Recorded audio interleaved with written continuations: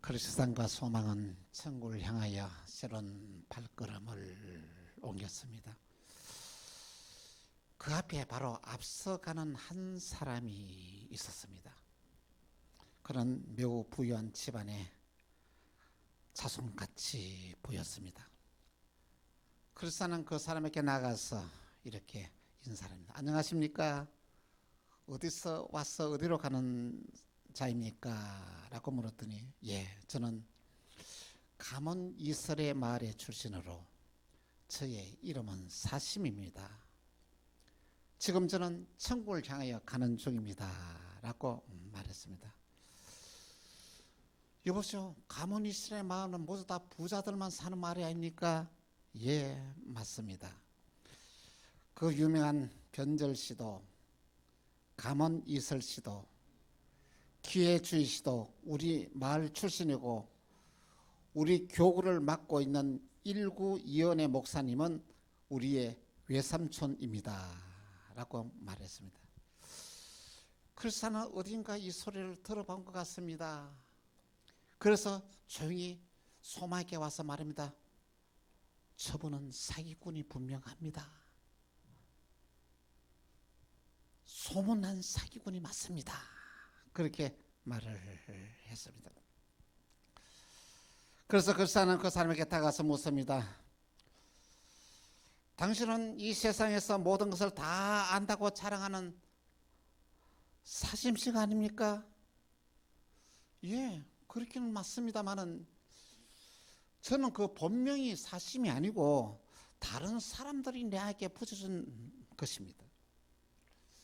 자기는 언제나 두 마음을 가지고 살아가지 않는데 사람들이 내한테 사심이라고 이름을 붙여주었습니다. 나는 세상을 살아가면서 올바른 판단으로 다른 사람보다 좀 뛰어나가지고 앞을 바라보고 돈을 많이 버린 것밖에 없는데 사람들이 나를 말이야 시기해서 붙여준 이름입니다. 그렇게 말을 했습니다. 나는 이렇게 신앙생활을 하면서 정말로 신앙생활이 내한테 얼마나 큰 도움이 되었는지 모릅니다. 나는 부족한 것이 없이 살아가는 이런 부자가 되었고요. 나는 부족한 것이 없습니다. 그렇게 말을 했습니다. 그때 그리스도는 그의 말을 듣고 이렇게 말해. 사심씨, 비단 옷이 벗겨지고 누더기 옷을 입어도 그것이 진짜 귀한 신앙입니다. 그러자 사심은 흥분하면서 말합니다. 여보세요, 당신이 누군데 내 신앙을 이렇다 저렇다 말하는 것이요. 나는 절대 내 신앙을 포기할 길이 없어. 하지 않습니다. 그러자 그리스도는 사심의 말을 듣고 발끈하여 이렇게 말합니다. 이런 사람과 같이 함께 갈 수 없습니다. 사심을 남겨두고 빠른 발걸음으로 앞으로 나아갔습니다. 철로역정 33번째의 내용입니다. 사심이란 사사로운 욕심으로 자기의 욕망을 채우는 마음입니다. 여러분, 이러한 마음이 없는 사람이 있을까요? 이 세상을 살아가는 모든 사람들은 사심이 없는 사람은 없을 것입니다. 그런데 문제는 이 내면 속에서 나는 그냥 욕심과 사심을 내가 어떻게 절제할 수 있느냐, 이것은 우리의 신앙의 인격입니다. 오늘 이 시대의 모든 문제는 사심의 문제가 아닙니까?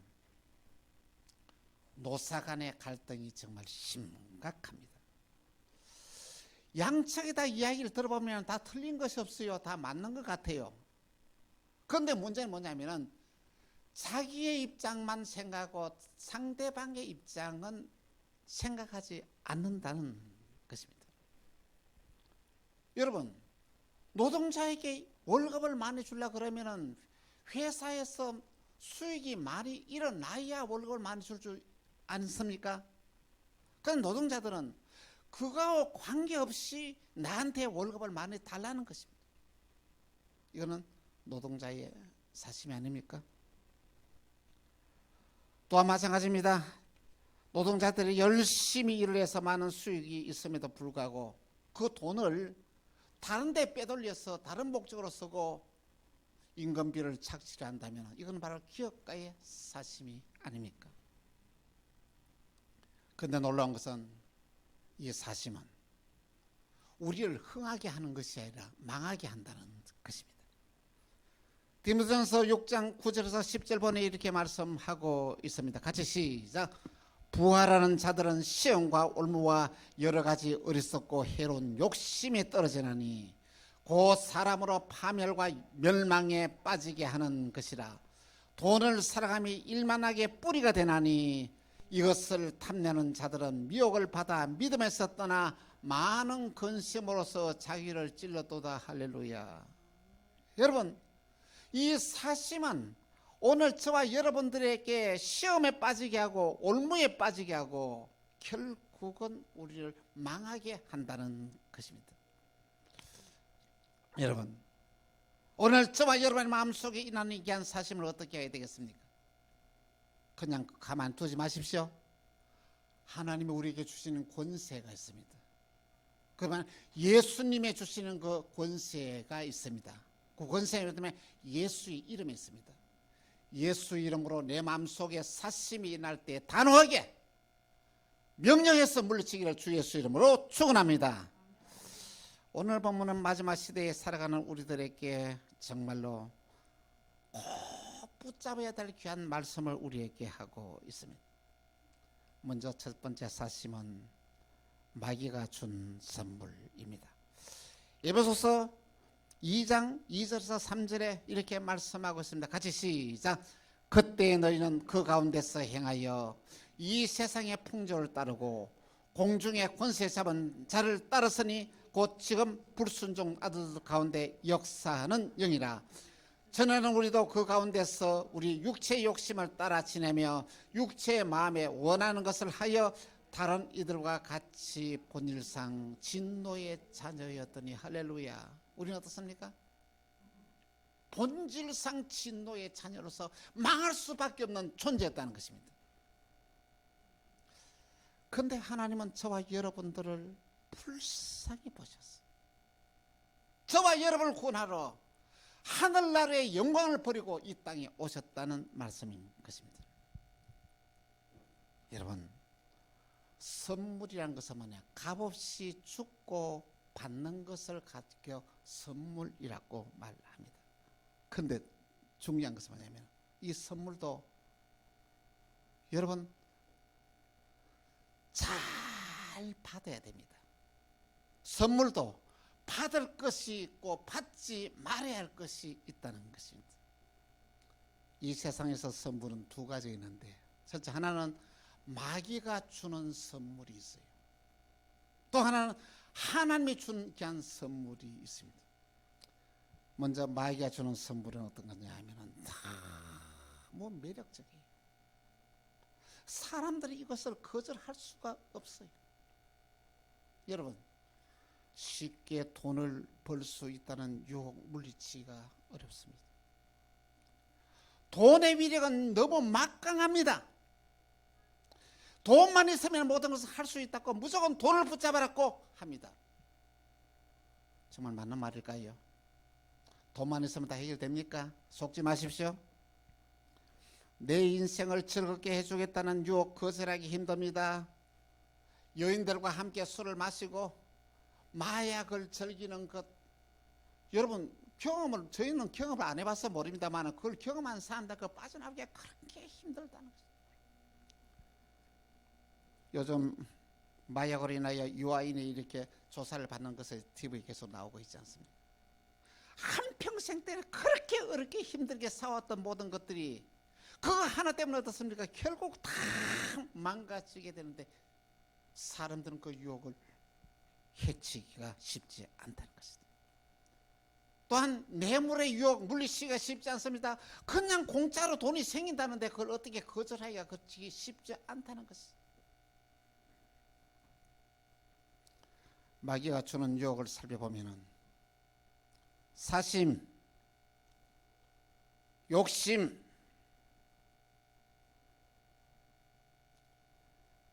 미움, 질투, 시기, 거짓말, 다 이 마귀가 주는 게 선물. 여러분 지금 마귀가 주는 선물을 몇 가지를 여러분 붙잡고 살아가고 있습니까? 마귀가 주는 선물을 거절해야 됩니다. 근데 하나님은 우리의 형편과 처지를 하나님이 너무 잘 알고 계시네. 나의 연약함을 알고 계시는 거예요. 내가 비록 실수를 하고 내가 비록 죄를 짓고 내가 잘못한 길을 가더라도 그 순간에 돌이키기만 하면 하나님 모든 죄를 다 사해 주시고 우리를 회복시켜 주십니다. 마귀가 주는 선물을 과감하게 여러분 거절하는 여러분들이 다 되길 간곡히 부탁을 드립니다. 두 번째로는 풍성하신 하나님의 은혜입니다. 하나님의 풍성하신 은혜로 그의 자녀들을 하나님은 돌보고 계십니다. 은혜라는 것은 뭐냐면은 내가 해결할 수 없는 모든 문제를 나 대신 누가 절대자가 해결해 주는 것을 가리켜 은혜라고 말합니다. 여러분 세상을 살아가면서 다른 거 붙잡지 마십시오. 하나님의 은혜를 붙잡으십시오. 여러분 우리가 세상을 살아가면서 해결할 수 없는 건 많습니다. 이제 죽음의 문제를 우리는 해결하지 못합니다. 모든 사람들이 다 이게 죽음은 모든 사람들에게 찾아오는 운명인 거예요.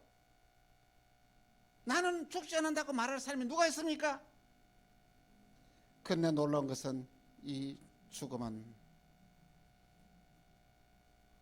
예수님이 이 땅에 오셔서 저와 여러분을 대신하여 죽으심으로 저와 여러분에게 영원히 살 수 있는 생명을 주셨습니다. 히브리서 9장 27절에 이렇게 말씀하십니다. 한 번 죽는 것은 사람에게 정하신 것이요 그 위에는 심판이 있으리니. 여러분 사람들은 그렇게 생각합니다. 죽으면 다 끝난다. 너무 힘든 일이고 어려움이 있으면 그렇게 생각하고 말이야 자살을 한다는 것입니다. 여러분 죽으면 다 끝나는 게 맞습니까? 아닙니다. 여러분 한번 생각해 보십시오. 세상을 살아가면서 착하게 살고 남을 도와주며 살고 선한 일을 하며 살고 정말 남을 행복하면서 살아가는 사람이 죽었습니다. 그런데 세상 살아가면서 남의 거 사기치고 악한 행동하고 도둑질하고 남을 죽이는 사람이 똑같이 죽었습니다. 아무 일이 없다면 이게 정상입니까? 성경은 한 번 죽는 것은 사람에게 정하신 것이요 그 이후에는 심판이 있다고 말씀하고 있습니다. 여러분 하나님은 저와 여러분에게 한 죽음을 예수님이 다시 살아나심으로 말미암아 이 사실을 믿는 자들에게는 부활의 영이 내 속에 들어온 말미암아 오늘 저와 여러분의 죽음을 해결했다는 것이지. 할렐루야. 그래서 성경은 성도가 죽는 죽음을 가리켜 잠을 잔다고 말합니다. 잠을 잔 자는 뭡니까? 깨어난다 이 말이죠. 오늘 저와 여러분의 진정한 죽음은 잠을 자는 것처럼 깨어났어. 영원한 천국에 들어가는 귀한 이 부활의 영이 우리 속에 들어와 있습니다. 할렐루야. 이 믿음의 복이 그렇게 큰 거예요. 여러분 부활하신 주님을 믿는 자들에게는 오늘 저와 이렇게 부활의 영이 들어와서 죽음을 정복하는 자가 된 것입니다. 또한 우리가 해결할 수 없는 것이 있습니다. 그것이 내 죄입니다. 여러분 세상을 살아가면서 짓는 죄는 어떻게 합니까? 감옥에 들어가서 죄를 씻습니다. 운전을 하다가 말이야 교통법규를 하면은 어떻습니까? 벌금을 내면은 그것이 면제를 받습니다. 여러분 그런데 세상을 살면서 우리가 지었던 죄를 들킨 것이 많습니까? 들키지 않은 것이 많습니까? 들킨 것은 몇 개 안 돼요. 들키지 않은 것은 많을 거죠. 그걸 어떻게 해결하겠냐는 것입니다. 그리고 오늘 저와 여러분이 세상을 살면서 하나님 앞에서 지은 죄를 어떻게 해결하겠냐는 것이죠. 모두 할 수 없는. 그래서 이 세상에서 모든 사람들만 죄 가운데 살아가고 죄를 가지고 살아가고 이 죄 없이 세상을 살아가는 사람은 한 사람도 없다고 말합니다. 로마서 3장 10절에서 18절에 이렇게 말씀하고 있습니다. 한 절씩 교답니다. 기록된 바 의인은 없나니 하나도 없으며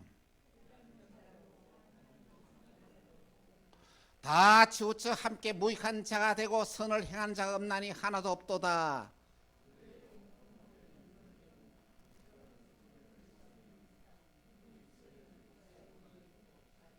그 입에는 저주와 악독이 가득하고 파멸과 고생이 그 길에 있어 18절 시작. 그들의 눈앞에 하나님을 두려워함이 없느니라 함과 같으리라. 할렐루야. 모든 사람들이 이 죄 가운데서 살아가는 이 죄를 어떻게 하겠습니까? 근데 놀라운 것은 오늘 저와 여러분이 세상을 살면서 지었던 모든 죄를 누가? 예수님이 해결했다는 것이죠. 할렐루야. 어디서? 십자가에서 저와 여러분의 죄값을 다 치루었다는 게 한 말씀인 것입니다. 또한 우리가 세상을 살아가면서 내 능력과 내 힘으로 해결할 수 없는 일들을 당할 때겠습니다. 여러분, 세상을 살아가면서 자녀의 문제 내 능력으로 해결할 수 있습니까? 경제 문제, 질병의 문제, 여러분 내 능력에 및 해결하지 못하는 경우가 너무 많다는 것입니다. 여러분, 세상을 살아가면서 내 힘과 내 능력으로 해결하지 못한 일들을 당할 때 여러분은 어떻게 하느냐는 것이죠. 선지자의 생도 중에 한 사람이 중한 병에 걸렸습니다. 이 남편이 병에 걸렸으니까 아내가 있는 재산을 다 팔아가지고 이 병원비를 대는 거요. 논을 팔고 밭을 팔고 다 팔아가지고 하는 거예요. 그래도 낫지 않아. 그는 죽도록 가만히 둬야 됩니까? 아는 사람한테 돈을 빌려옵니다. 이 사람한테 돈을 빌리고 저 사람한테 돈을 빌려가지고 다 빚을 내가지고 갚습니다. 그래도 이제 아는 사람도 없어. 그 다음에 사채를 빌리는 거예요. 사채를 빌려가지고 이 남편을 병을 치료하는데 세상에 그 남편이 세상을 떠나버린 거예요. 그러니까 빚쟁이들이 모여오는 거예요. 집에 모여. 빚쟁이들이 모여와서 어떻게 하니까 가만히 보니까 가져갈 게 없거든요. 그러나 뭐라고 하냐면은 그 집에 아들이 둘이 있어. 아들 둘을 데려가서 이것을 종으로 팔아서 빚을 갚겠다는 것이에요. 이런 딱한 사정이 생겼을 때 그때 엘리사 선지자가 그 생도의 집에 찾아왔습니다. 그래서 그 부인이 말합니다. 내 남편을 알지 않습니까? 그렇게 신실하게 살았습니다. 착하게 살았습니다. 그 남편의 병이 걸림으로 말미암아 있는 재산을 다 팔고 고치지 못해서 또 사채를 빌려서 판다도 내 남편이 세상을 떠났습니다. 그런데 빚을 갚을 것이니 내 두 아들을 종으로 데려가겠답니다. 나를 좀 살려주십시오. 이렇게 부탁하는 거예요. 그때 엘리사 선지자는 말합니다. 내가 가진 것이 뭐가 있느냐? 우리 집에 조그마한 이 병에 기름 조금밖에 없습니다. 그래, 너는 내 아들과 같이 가서 마을에 가서 빈 그릇을 빌리라. 빈 그릇을 빌리되 조금 빌려오지 말고 빈 그릇을 많이 빌려오라. 그러면 한다. 그래서 이 여인은 이해하면서 그 동네 다니면서 빈 그릇을 다 빌려오는 거예요. 빈 그릇을 가득 빌려왔습니다. 그러나 안 되면 그릇을 가지고 이렇게 그 방에 들어가서 문을 닫게 하고 기름을 부으라 그런 거예요. 조그마한 병을 기름을 부는데 기름이 계속 나오는 거예요. 근데 큰 그릇에 기름이 가득 찼어. 바깥에다 빈 그릇을 갖다 주세요 하고 옮겨놓고 또 빈 그릇을 또 가지고 또 부니까 계속 나오는 거예요. 또 부니까 계속 나오는 거예요. 또 바깥에 또 옮겨놓고 또 바깥에 있는 그 소리가 이어집니다. 빈 그릇 가져오느라 아들한테 이제 빈 그릇이 없습니다 하니까 기름이 뚝 끊어져 버린 거예요. 그래서 선지자가 말합니다. 이 기름을 팔아서 먼저 빚을 갚고 그 나머지는 너와 너의 가족을 위해서 생활비로 써라 이렇게 말씀했습니다. 사랑하는 성도 여러분, 오늘 저와 여러분이 세상에 살면서 너무 힘든 일이 당할 때 있지요. 여러분의 힘으로 해결할 수 없는 어려움이 당할 때 있지요. 그때 여러분 고민하지 말고 그 문제를 하나님께 가지고 나가라는 것이죠. 그걸 내어놓으라는 것입니다. 그러면 여러분, 어린 아이가 해결할 수 없는 일들도 어른은 쉽게 해결하잖아요. 저와 여러분이 해결할 수 없는 그 어떤 문제도 하나님의 손에 들리시면 쉽게 해결할 수 있다는 말씀입니다. 이것이 은혜입니다. 오늘 저와 여러분 세상을 살면서 이 은혜를 붙잡으면 여러분의 삶에 그 어떤 문제도 해결하고 승리하는 삶을 살게 되는 것입니다. 세 번째는 우리는 선한 일을 행하기 위하여 지음받은 존재입니다. 에베소 2장 10절에 이렇게 말씀합니다. 같이 시작. 우리는 그가 만드신 바라 그리스도 예수 안에서 선한 일을 위하여 지음받은 자니 이 일은 하나님이 전에 예비하사 우리로 그 가운데 행하게 하려 하십니다. 할렐루야. 하나님이 왜 저와 여러분들을 지으신지 아십니까? 하나님과 함께 선한 일을 하기 위해서 우리를 지으셨다는 것입니다. 저와 여러분이 왜 예수 믿게 한지 아십니까? 하나님이 저와 여러분과 함께 선한 일을 이 세상에 하기 위하여 예수 믿기를 했다는 말씀인 것입니다. 여러분, 그때 여러분은 오늘 어떤 삶을 살아가고 있습니까? 여러분의 마음속에 들어가 있는 게 뭡니까? 사심이 여러분의 마음을 붙잡고 있지를 않습니까? 지나친 욕망 버리시기 바랍니다. 내가 가진 것으로 자족하는 삶을 사시기 바랍니다. 여러분, 하나님은 저와 여러분에게 이 두 손을 주었습니다. 두 손을 주었습니다. 왜 두 손을 준지 아십니까? 한 손은 열심히 일을 해서 내가 먹고 살고 생활하는 것을 하라고 한 손을 줬고, 다른 한 손은 왜 줬는지 아십니까? 이 한 손은 열심히 일을 해서 벌여서 다른 사람들에게 베풀며 나눠주며 구워주며 살라고 두 손을 우리에게 주셨다는 것입니다. 오늘 저와 여러분이 이 세상을 살아가면서 이 신령한 진리를 알게 되면 여러분 한 사람 때문에 여러분의 가족이 행복하고, 여러분 한 사람 때문에 여러분 주위의 사람들이 행복하고, 여러분 한 사람 때문에 이 교회가 여러분들이 행복하고, 여러분 한 사람 때문에 이 나라가 살아나는 놀라운 일들이 일어난다는 것입니다. 우리는 선한 일을 위하여 지음받은 존재입니다. 우리 모두 사명을 깨닫고 주님과 함께 선한 일을 해나가는 저와 여러분 되기를 간곡히 부탁을 드립니다. 사랑하는 성도 여러분, 사심은 사탄이 준 선물입니다. 여러분, 이걸 과감하게 뿌리십시다. 사탄이 준 귀한 선물 여러분 언제까지 가지고 있겠습니까? 욕심 버립시다. 윗선 물리칩시다. 정오심 몰아냅시다. 질투 사탄이 준 선물입니다. 과감하게 예수 이름으로 물리치시기를 바랍니다. 하나님이 우리에게 주신 선물이 있습니다. 이 선물은 어떤 건지 아십니까? 은혜와 평강이 하나님 주신 선물입니다. 긍휼과 자비가 하나님 주신 선물입니다. 사랑과 용서가 하나님 주신 선물입니다. 화해와 축복이 하나님 주신 선물입니다. 하나님 주신 선물을 붙잡고 살아야 됩니다. 무조건 화해하십시오. 무조건 축복하십시오. 이것이 바로 그리스도인에게 한 사명이라는 말씀인 것입니다. 여러분,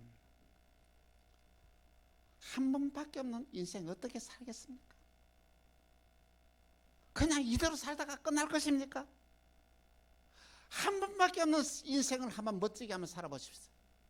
이렇게 한번 결심하면 어떨까요? 내가 열심히 노력하고 수고해서 수입의 50%는 나를 위해서 쓰고 수입의 50%는 하나님의 영광을 위해서 이웃을 위해서 하는 서는 거룩한 비전을 한번 가져보십시오. 이것이 바로 축복된 귀한 삶이라는 말씀인 것입니다. 우리 모두 과감하게 사심을 몰아내고 축복의 주인공이 되시기를 주 예수의 이름으로 축원합니다. 기도하겠습니다. 주님, 우리의 내면 속에 자리 잡고 있는 사심을 몰아내어 주옵소서. 예수님 주신 귀한 권세와 능력으로 사심을 몰아내고 하나님 주신 귀한 선물, 사랑과 화해, 은혜와 축복, 늘 자비와 베푸는 삶을 살아가는 크신 능력을 우리에게 허락하여 주옵소서. 하나님 주신 귀한 선물을 가지고 축복의 주인공으로 살기를 소망하고 원합니다. 내 수입의 절반을 하나님의 영광을 위하여 이웃을 위하여 베푸는 이 언약의 복을 우리에게 허락하여 주옵소서. 주 예수 그리스도 이름으로 기도합니다. 아멘.